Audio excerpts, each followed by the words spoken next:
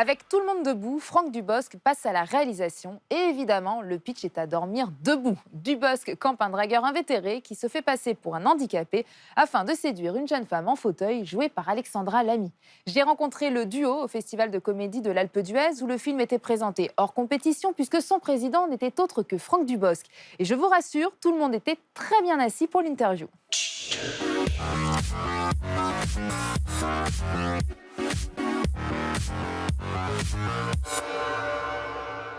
Alexandra Lamy, Franck Dubosc, bonjour, merci d'être avec nous. On est à l'Alpe d'Huez. Franck, vous êtes président du jury et vous avez présenté hier votre film hors compétition, Tout le monde debout, que nous avons tous adoré. Donc merci d'être là.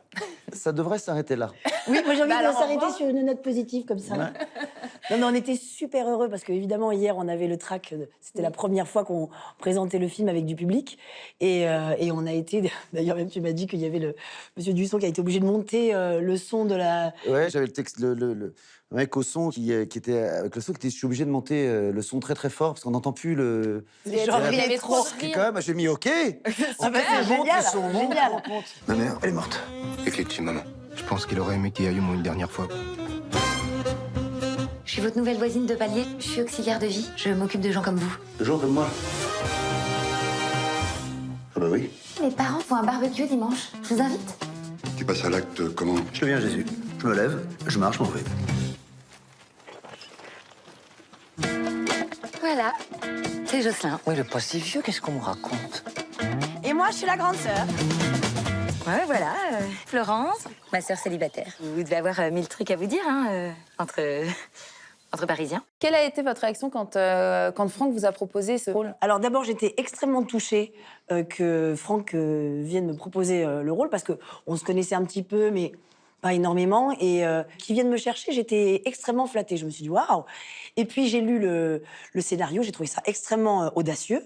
C'était son premier film et je me suis dit, je trouve toujours un peu intéressant aussi les acteurs qui passent à la réalisation parce que comme Franck, il raconte une histoire, ils sont toujours sur l'histoire et avec les personnages.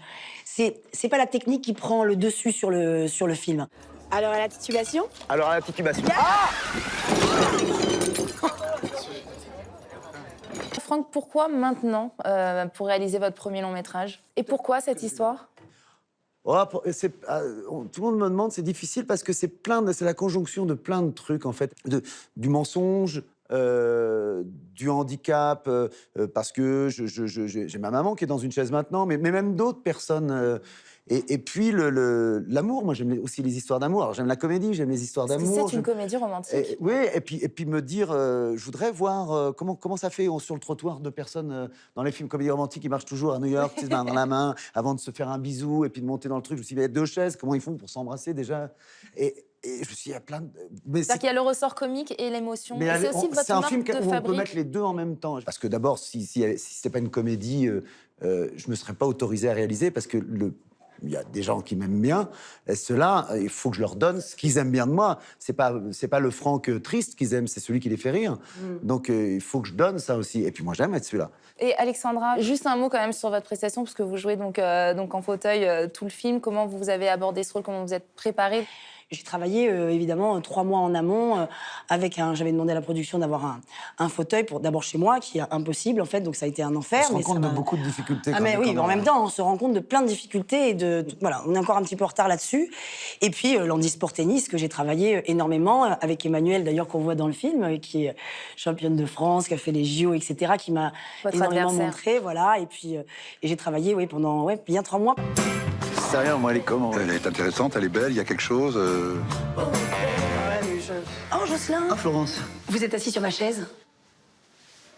Alors, Tout le monde debout, c'est un film sur le mensonge, principalement. Ouais, hein, bon. Quand on est acteur, est-ce qu'on considère qu'on est un peu menteur? Bah, moi, je suis menteur, moi. Ouais. Complètement? Non, je le suis. Ah non, plus tellement dans la vie. J'étais un peu mytho quand j'étais plus Ah jeune. oui? Mais je me mitonnais moi-même, quoi. Je m'inventais des histoires, je m'inventais des vies. J'avais raconté à tous mes copains que j'avais le même chien que dans Belle et Sébastien. Et j'avais pris en photo, alors il n'y avait pas les selfies ni rien, mais avec un appareil photo, j'avais pris le Télé 7 jours en photo.